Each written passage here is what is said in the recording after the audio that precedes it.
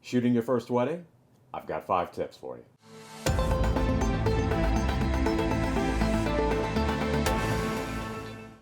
Number 1, always use an agreement to protect yourself. You'll need this more than ever in the beginning. Be sure to include things like down payments, inclement weather, and how you handle cancellations.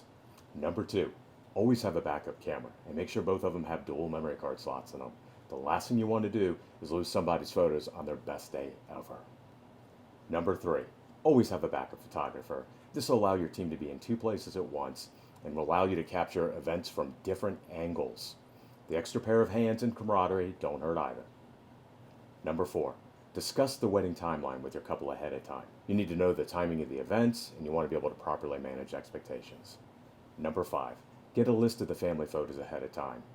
Pro tip, ask them to start with the largest groups and the elderly first so people aren't standing around.